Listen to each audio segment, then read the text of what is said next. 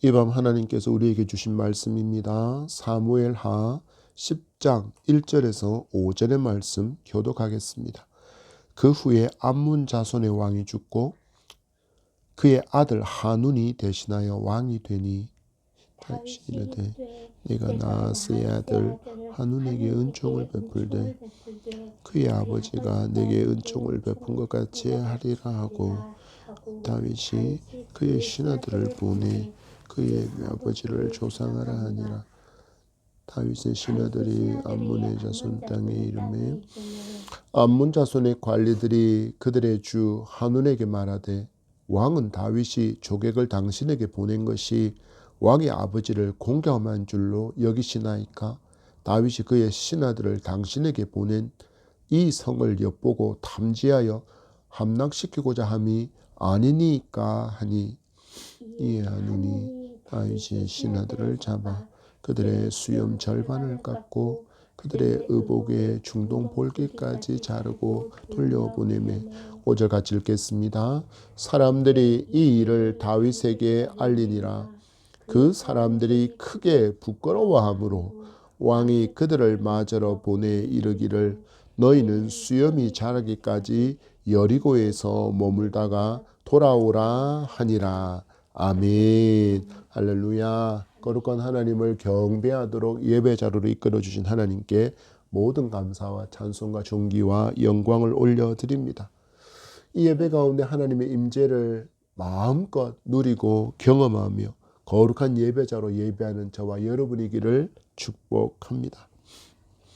여러분, 사람에게 있어서 아니 세상에서 제일 힘겹고 고통스러운 일은 과연 무엇일까요? 많은 사람들은 이런 질문을 받으면 주변에서 자기가 듣고 본 이런 저런 상황을 이야기합니다.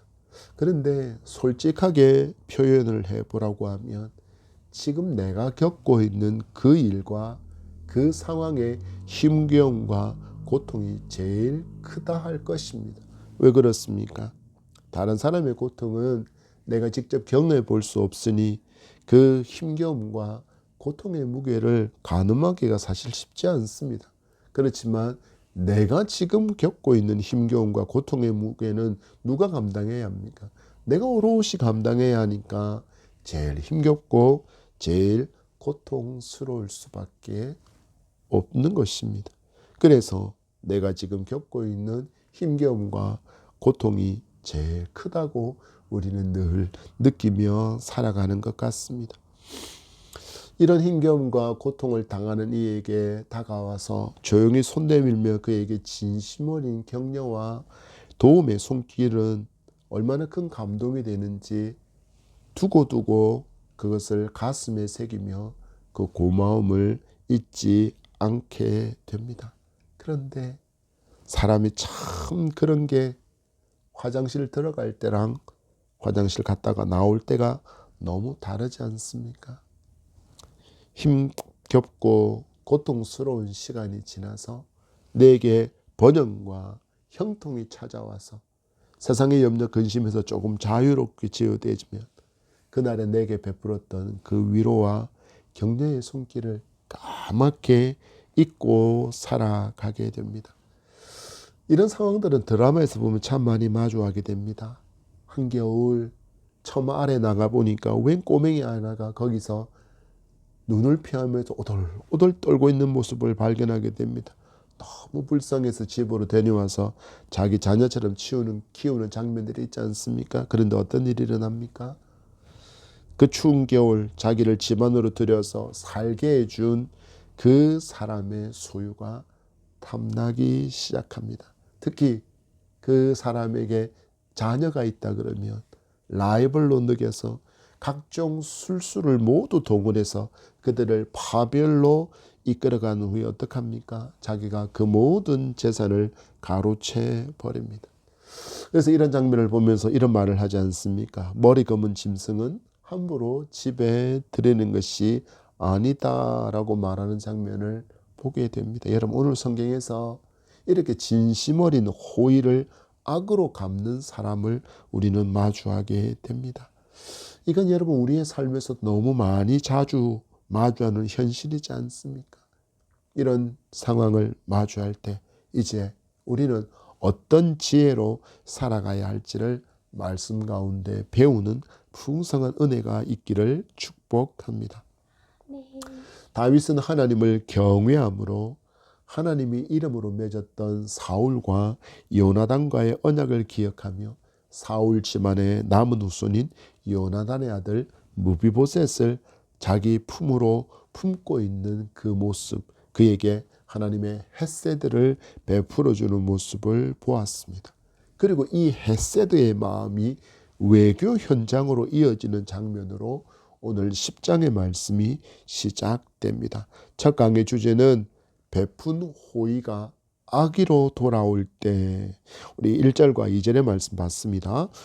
그 후에 암몬 자손의 왕이 죽고 그의 아들 하눈이 대신하여 왕이 되니 다윗이 이르되 내가 나하스의 아들 하눈에게 은총을 베풀되 그의 아버지가 내게 은총을 베푼 것 같이 하리라 하고 다윗이 그의 신하들을 보내 그의 아버지를 조상하라 하니라.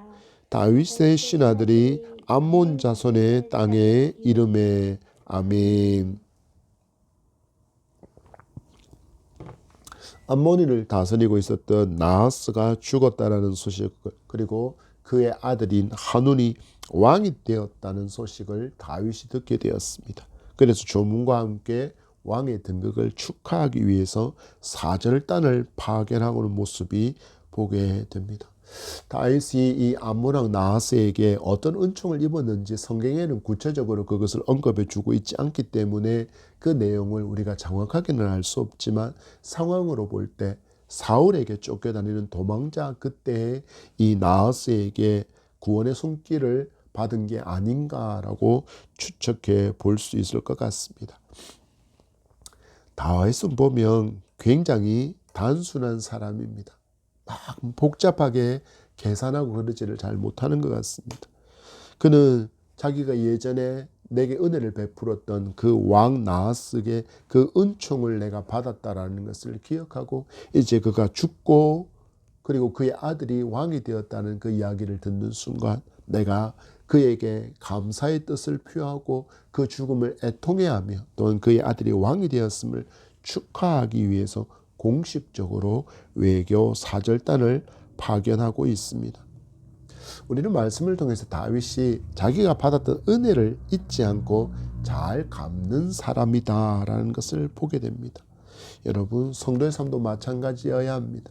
내가 누군가에게 받은 은혜를 잊지 않는 것에서 멈추지 않고 잘 갚으며 살아야 하고 또한 다른 이에게도 내가 받은 그것만큼의 베풀미 우리로부터 그렇게 잘 흘러가는 삶이 되기를 소망합니다. 이렇게 살아야 합니다. 왜 그렇습니까? 이 은혜를, 내가 받은 은혜를 잃어버리게 되는 순간, 잊어버리는 순간 우리가 교만으로 직행하는 사람들을 성경에서 너무나도 많이 만나고 또한 우리의 삶에서도 너무나도 많이 만나는 모습이기 때문입니다. 여러분, 이스라엘 백성이 하나님께 받은 은혜가 얼마나 크고 얼마나 많았습니까?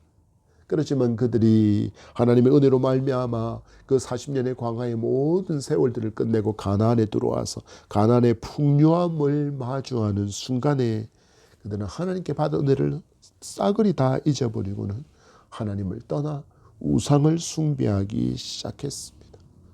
많은 사람들이 처음 하나님의 은혜를 알고 그 예수 그리스도의 희생과 죽음의 그 놀라움을 알게 되어서 그것에 감사하고 하나님 앞에서 겸손하고 가난한 마음으로 살아가다가 그러면서 또 다윗처럼 하나님은 경외를 잃지 않는 하나님 중심의 삶을 살다가 어떤 순간을 만나면요, 내 삶에 하나님 은혜로 말미암아 부요함이 더해지고 번영과 번성을 마주하게 되면 그렇게 겸손하고 그렇게 가난한 삶으로 살던 그가 교만해지고 또 부자의 마음으로 살아가는 모습을 너무 많이 보게 되지 않습니까? 우리가 이와 같은 삶을 따라 살지 않기 위해서라도 성도는 언제나 무엇을 기억하는 사람이어야 합니까? 하나님께서 내게 베푸신 은혜를 기억하는 사람이어야 합니다. 그렇지 않으면 그 누구나 할 것 없이 겸손을 잃어버리게 되고 교만한 자리에 설 수밖에 없는 연약한 존재가 바로 저와 여러분이기 때문입니다. 그래서 성도의 모든 삶의 여정 가운데서 우리가 하나님께 받은 은혜를 늘 기억하는 삶이어야 하고, 이것을 잊지 않기 위해서 말씀 앞으로 나아가야 하고, 그리고 하나님의 은혜와 도움을 구하는 기도의 무릎이 우리에게 있어야 하는 이유가 바로 여기에 있습니다. 다윗은 그 옛날 자기가 받았던, 나하스에게 받았던 그 은혜를 기억해서 암몬에 공식적으로 외교 사절단을 보내는데, 이 암몬 왕궁에서 이상한 사람들의 말이 득세하고 있는 장면이 나타나고 있습니다. 간신배들의 목소리가 득세하고 있는 왕궁의 모습입니다. 우리 3절과 4절입니다. 암몬 자손의 관리들이 그들의 주 하논에게 말하되, 왕은 다윗이 조객을 당신에게 보낸 것이 왕의 아버지를 공경함인 줄로 여기시나이까? 다윗이 그의 신하들을 당신에게 보내 이 성을 엿보고 탐지하여 함락시키고자 함이 아니니까 하니, 이에 한운이 다윗의 신하들을 잡아 그들의 수염 절반을 깎고 그들의 의복의 중동 볼기까지 자르고 돌려보내매. 아멘. 앞에서 잠깐 말씀드린 것처럼 다윗은 굉장히 단순한 사람입니다. 내가 받은 은혜에 대해서는 감사할 줄 아는 사람이었다는 이야기입니다. 그 감사를 표현하기 위해서, 조상하기 위해서 사절을 보냈는데, 이 다윗의 진심을 왜곡하고 폄하하고 있는 목소리가 이 암몬 궁정 안에 가득합니다. 그들이 말합니다. 왕이여, 다윗이 지금 우리나라에 사절단을 보내는 것이 정말 우리 선대왕이었던 나하스 왕의 죽음을 애통해서 보내는 것이라고 생각하시면 그거 착각입니다. 지금 보십시오. 지금 이스라엘이 얼마나 강력한 나라가 되어가고 있는 줄 왕이 정말 아십니까? 그러니 지금 다윗이 이 보내고 있는 이 사절단은 정탐을 위해서, 침략을 앞서서 우리를 정탐하기 위한 목적으로 오고 있는 것이니 왕은 속으면 안 됩니다 라는 그런 간사한 조언을 하게 됩니다. 왕으로 등극한 지 이제 얼마 되지 않은 한우는 이들의 말을 한 번 더 두드려 볼 생각도 하지 않았다라고 말씀이 보여주고 있습니다. 이들의 말을 곧이곧대로 그대로 받아들여서는 외교 사절단의 수염을 절반만 깎아버리고, 그리고 공개적인 모욕을 그들에게 주고 있습니다. 왜 이것이 모욕이냐면요, 고대 근동 사회에 있어서 수염은 굉장한 의미를 담고 있었기 때문입니다. 명예와 권위와 자유인의 상징으로 여겨졌습니다. 특히 이스라엘 백성에게 수염을 깎는 일은 극심한 애통의 때만 해지는 것이었습니다. 나라가 큰 위기를 마주했을 때, 어마어마한 슬픔의 상황에 마주했을 때나 수염을 깎는데 이것처럼 반만 깎지도 않습니다. 이렇게 누군가에게 강제로 수염이 깎여지는 것은 누구에게 행하는 것이었냐면 포로나 노예에게만 행하는 수치스러운 행위였기 때문입니다. 그런데 말씀의 뒷자락을 보십시오. 의복의 중동 볼기까지 잘랐다라고 이야기합니다. 지금 이 사절단이 입은 옷은 발목까지 내려오는 긴 원피스 형태의 옷입니다. 그런데 이 옷에 엉덩이 중간까지 위치를 잘랐다라는 것입니다. 무슨 의미냐면요, 강제로 하체를 노출시켜서는 성적인 수치심을 지금 이 사절단에게 안겨주고 있을 뿐만 아니라 하나님의 언약 백성으로서의 그 정결과 품위까지 짓밟는 행동이 이어지고 있습니다.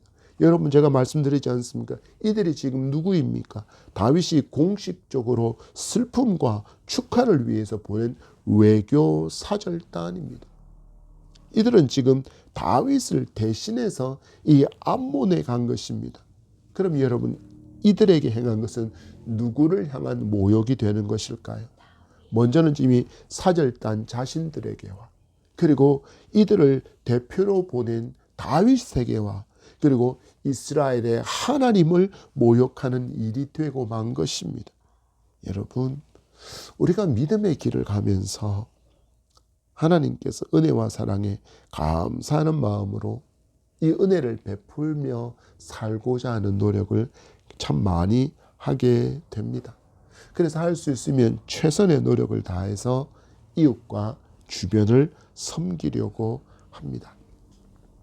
그러면 주변 사람들이 정말 반갑게 이것을 그냥 있는 그대로 수용할까요? 아, 감사하다. 아, 고맙다.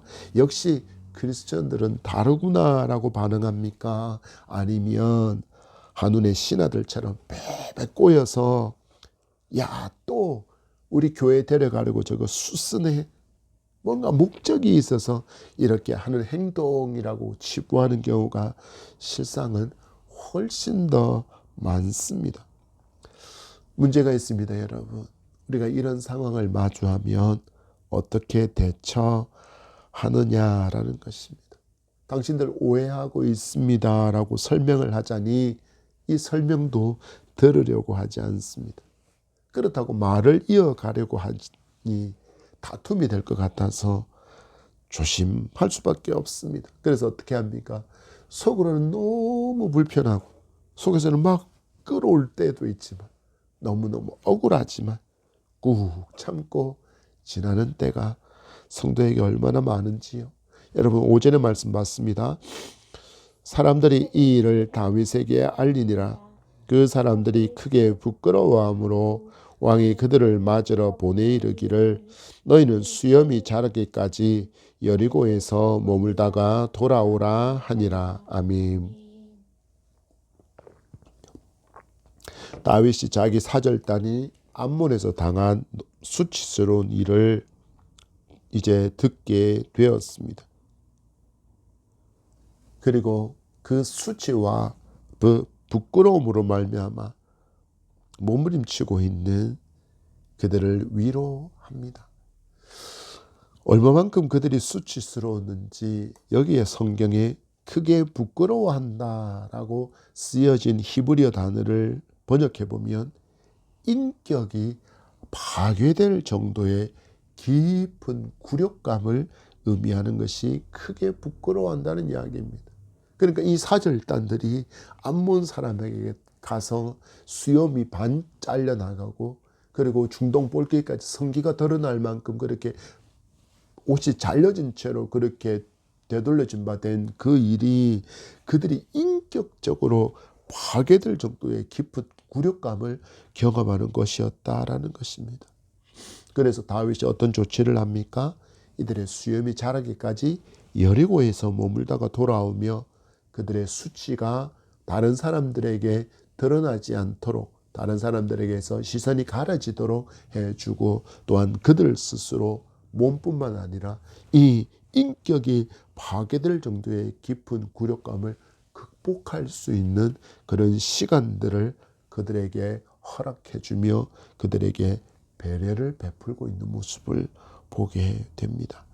여러분, 우리도 다윗처럼 내 주변에 누군가가 이런 일을 마주하게 되었을 때 먼저 배려할 수 있는 마음과 입술의 사람이기를 소망합니다. 우리가 얼마나 참 연약한지 여러분, 이런 일을 내 주변의 사람들이 당하게 되면 위로와 격려를 전하기보다는 질책할 때가 실상 훨씬 더 많지 않습니까?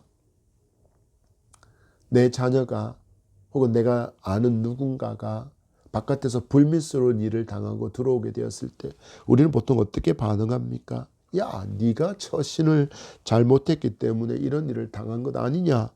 그러게 내가 평소에 옷도 조신하게 입고 다니고 머리도 정갈하게 정리하고 다니라고 그랬지. 여러분, 안 그래도 상처받았습니다. 누가 상처받았습니까? 그 자녀가, 그 사람이 이미 바깥에 그 일로 말미암아 크게 마음이 상처받았습니다. 너덜너덜해진 마음입니다. 그 생채기가 아주 깊게 패여진 그곳에 여러분의 쓴소리로 제발 소금 뿌리지 말기를 바랍니다. 여러분, 그러면 어떤 일이 생길까요? 밖에서 당한 그 일보다는 우리의 말로 인해서 더 크게 상처받기 때문입니다. 이런 상황이 되면 어디 가도 마음 기댈 곳이 사라져 버리게 된다는 것을 여러분 분명하게 아셔야 합니다. 어찌해야 합니까? 여러분 다윗처럼 그들의 마음과 그들의 상황을 헤아려 줄 수 있는 배려의 마음이 먼저 나타날 수 있기를, 그 배려의 행동과 배려의 말이 우리에게 있기를 간절히 소망합니다.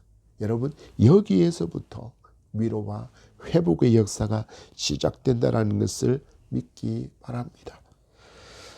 여러분, 그러면 우리가 꼭 기억해야 될 것이 있습니다. 우리가 인생에서 이런 우리가 정말 좋은 마음으로 주님께 받은 그 은혜를 감사하는 마음으로 나도 이 사랑과 이 호의를 베풀어야지라고, 그렇게 호의를 베풀었는데 그것이 지금 다윗이 마주한 상황처럼 악의로 돌아올 때 우리는 누구에게 먼저 달려가야 할까요?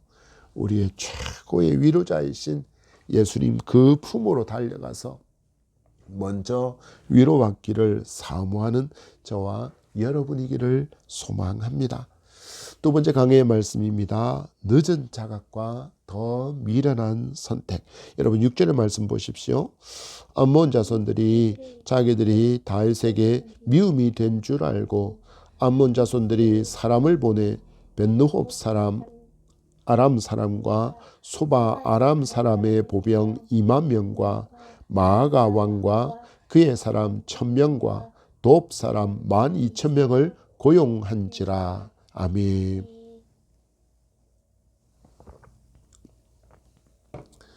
왕이 되었다, 이제 나는 왕이 되었다 라는 그 호승심을 부채질하는 그 간신배들의 목소리로 외교 사절단에게 수치를 주는 일을 하면서도 그 순간에는 그 모습을 보면서 막 조롱하면서 낄낄거리면서 즐거워하던 그 한운이 이제야 이게 얼마나 심각한 행동이었는지를 깨닫게 됩니다. 그것을 성경은 다윗에게 미움이 된 줄 알고 라고 표현합니다. 여러분 다윗은 지금 여호와께서 어디로 가시든지 이기게 하시는 전승의 역사를 그 주변의 많은 나라들에게 보여주고 있습니다. 그런데 이 상황을 제대로 파악하지도 못하고 다윗이 보낸 외교 사절단을 모욕하고 그 일로 인해서 다윗에게 미움을 받게 되었다라는 것을 깨닫게 되었다면 어떻게 행동하는 게 일반적인 반응이며 행동일까요? 맞습니다. 사죄하고 용서를 구하는 사절단을 빨리 다윗에게 보냈어야 합니다. 왜 그렇습니까?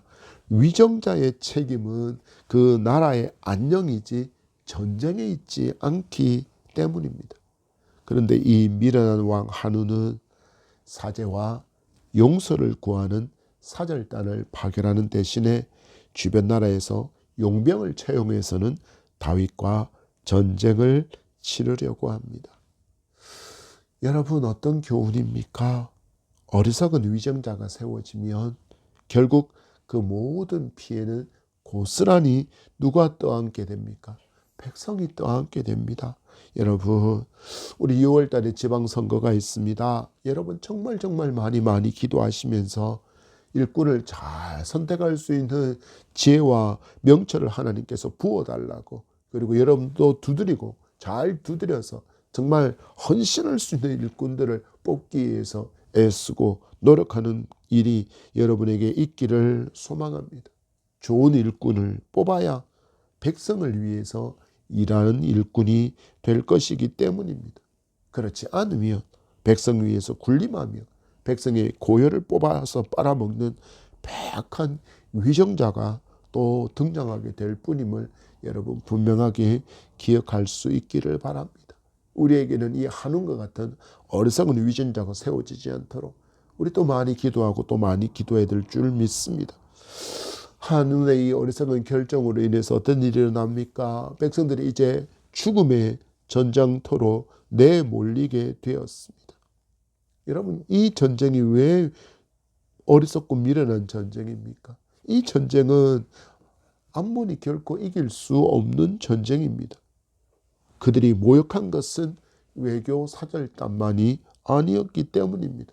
누구에 대해 모욕이라고 말했습니까? 다윗을 모욕하는 것이었고 다윗과 이스라엘이 섬기는 하나님을 모욕한 것이기에 이 전쟁은 누구의 전쟁이 되어버렸습니까? 이제는 하나님의 전쟁이 되어버린 것입니다.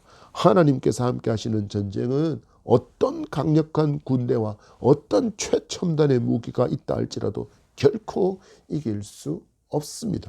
전혀 불가능합니다. 여러분, 다윗이 골리앗과의 전투에 나섰으면서 외쳤던 음성이 무엇입니까? 전쟁은 여호와께 속하였다. 전쟁은 여호와에 속하였다라고 외치며 나아갔습니다. 이 여호와 하나님께서 이스라엘과 함께 하시니 가장 강한 아람 군인들을 용병으로 모았다라고 할지라도 결코 이스라엘을 이길 수 없습니다. 여러분, 성도가 얻어야 할 믿음의 담대함이 여기에 있습니다. 여러분, 믿음의 눈을 크게 여시고 하나님의 크고 하나님의 위대하심을 내가 알고 믿게 되어지면 내 앞에 마주한 세상의 어떤 대적이 어떤 거대한 세력이 나를 가로막는다 할지라도 두려워하지 않습니다. 왜 그렇습니까? 우리 하나님의 크고 놀랍고 위대하시고 전능하시고 강하심을 내가 알게 되었고 믿게 되었기 때문입니다. 구약시대 보면 위대한 선지자 엘리사의 이야기가 등장합니다. 이 엘리사의 집으로 아람 군대가 엘리사를 죽이기 위해서 어마어마한 군대를 보내었습니다. 도단성을 겹겹이 포위할 만큼의 엄청난 숫자의 그런 군인들을 보냈습니다. 아침에 일어나서 이 군인들을 발견한 종 게하시가 두려워서 외치는 목소리가 이렇습니다. 내 주여, 우리가 어찌하리까? 내 주여, 우리가 죽게 되었습니다 라고 외치는 음성과 비슷한 목소리였습니다. 그때 엘리야가 하나님께 기도할 때 하나님께서 게하시의 영적인 눈을 열어주시니 무엇을 보게 되었습니까? 엘리사와 자기를 보호하기 위해서 아람 군대를 또 에워싸고 있는 불말과 불병거가 산에 가득한 것을 보게 되었습니다. 이 하나님이 우리의 하나님이십니다. 우리의 눈에는 보이지 않지만 하나님은 당신의 백성을 이렇게 지금도 보호하고 계심을 굳게 믿기 바랍니다. 시편 기자는 그래서 노래합니다. 시편 118편 6절 말씀에 여호와는 내 편이시라 내가 두려워하지 아니하리니 사람이 내게 어찌할까? 사람이 내게 어찌할까? 사람은 어찌할 수 없다라는 것입니다. 여러분, 이 담대한 믿음으로 믿음의 길을 힘차게 달려가는 저와 여러분 되기를 축복합니다. 다윗은 호의를 베푸는 그 호의에 악의로 사절단에게 모욕과 수치를 안겨준 이 한운이 많은 군대들을 모아서 다윗과 대적하기 위해서 나왔습니다. 이것을 본 다윗이 군사령관인 요압과 용사들과 군인들을 보내게 되었고 우리가 읽지는 않았지만 7절에서 14절의 말씀에 보면 1차 전쟁이 이스라엘의 승리로 끝나는 것을 보게 됩니다. 우리가 그 말씀 가운데 주목해 볼 말씀이 있어서 한 말씀 읽습니다. 12절입니다. 시작. 너는 담대하라. 우리가 우리 백성과 우리 하나님의 성읍들을 위하여 담대히 하자. 여호와께서 선히 여기시는 대로 행하시기를 원하노라 하고 아멘. 이것은 요압이 1차 전쟁에 임하기에 앞서서 동생 아비새에게 전한 말입니다. 굉장히 신앙이 좋은 사람의 선언 같지만 실상 우리가 성경에서 마주하고 있는 이 요압은 이 참 바른 신앙의 고백이라고 말하기가 참 힘들 만큼의 고백이 그의 입에 있습니다. 그러나 그의 입술을 통하여서 이 전쟁이 갖고 있는 성격이 분명하게 드러나고 있습니다. 이 전쟁에 누가 함께하고 있다는 것을 고백하고 있습니까? 여호와께서 함께하고 있다. 이 전쟁의 승리는 군사의 숫자에 많고 적음에 있는 것이 아니라 여호와께서 함께 하시는 데 있다라는 그의 말에는 믿음이 담겨져 있지 않다라고 할지기에, 그러나 그가 지금 누구의 이름으로 선언하고 있습니까? 만군의 주 여호와의 이름으로 선언하고 있기에 하나님께서 당신의 이름을, 그 영광을 위해서 일하고 계심을 우리는 말씀을 통해서 보게 됩니다. 여러분, 말씀을 보십시오. 전쟁의 승리는 하나님께 있음을 기억하십시오. 우리가 하나님의 영광을 위하여 하나님의 이름으로 나아갈 때 하나님께서 당신의 이름의 영광을 위하여 일하심을 우리에게 분명하게 보여주게 될 줄 굳게 믿고 나아가는 저와 여러분이기를 소망합니다. 이렇게 1차 전쟁이 이스라엘의 승리로 끝났지만 전쟁이 완전히 끝나지 않았습니다. 15절에서 19절에 보면 2차 전쟁이 발발하고 있습니다. 그런데 전쟁의 양상이 조금 바뀌고 있습니다. 처음에는 한운이 주축이 되어서 그렇게 군대를 끌고 왔다면, 이 2차 전쟁에는 이 한운이 용병으로 데리고 왔던 그 아람 사람들이 자기들이 짓밟힌 그 자존심을 회복하겠다는 그 일념으로 아람 사람이 주축이 된 최정예의 군대를 이끌고 왔습니다. 이렇지만 우리는 분명히 예상할 수 있습니다. 이 정리도 누가 함께 하십니까? 하나님께서 함께 하시기에 아람의 최정예의 군대가 올지라 하더라도 다윗의 군대를 이길 수 없습니다. 누가 함께 하시기 때문입니까? 만군의 주 여호와 하나님께서 함께 하시기 때문입니다. 그들이 끌고 온 군 장비들을 보십시오. 700대의 병거를 끌고 왔습니다. 4만 명의 군대를 갖고 왔습니다. 그러나 그들은 모두 망합니다. 그리고 심지어 군 사령관까지도 사망하는 치명적인 피해를 아람 군대가 입게 되었고, 이 일로 말미암아 이스라엘은 하나님께서 아브라함에게 허락하셨던 유브라데 강까지 차지하게 되는 하나님의 약속의 언약이 성취되어지는 놀라운 역사를 보여주면서 다윗 왕국의 전성기를 우리에게 보여주고 있습니다. 여러분 보십시오. 다윗이 베풀었던, 다윗의 그 헤세드의 마음으로 베풀었던 그 호의가 악으로 돌아왔을 때 그 악으로 갚는 암몬과 아람을 누가 하나님께서 짓밟고 있음을 여러분 분명히 보시기를 바랍니다. 우리를 구원으로 영생으로 부르시는 이 은혜의 손길, 여러분, 이 하나님의 호의를 거절하는 인생은 결국 망하게 되고 최후의 심판을 마주할 수밖에 없습니다. 그래서 하나님은 언제나 말씀으로 당신의 택한 백성들이 모두 주님 앞으로 돌아오기를 원하셔서 믿는 자들을 통하여서 끊임없이 복음이 흐르고 흘러갈 수 있도록 역사하고 계십니다. 그러니 지금 말씀을 듣는 중에 예수 그리스도를 아직도 내 마음의 주인으로, 내 믿음의 구주로, 나의 구원자 예수 그리스도로 믿지 못한 분들이 있다면 이 시간 예수 그리스도가 나의 유일한 구원자이심을 믿고 아멘으로 화답하여 이 하나님을 나의 하나님으로 영접하고 믿고 따를 수 있는 은혜가, 축복이 함께하기를 소망합니다. 여러분, 나중으로 자꾸 미루지 마십시오. 자꾸 나중으로, 나중에 내가 이 힘든 일, 이 바쁜 일 다 끝나면 그때 내가 교회 가지요, 그때 내가 예수 믿지요라고 이렇게 여러분 자꾸 나중을 기약하지 마십시오. 내가 기대하는 그 나중을 나는 전혀 마주하지도 못한 채 인생의 마지막을 불식간에 마주하는 것이 인생이지 않습니까?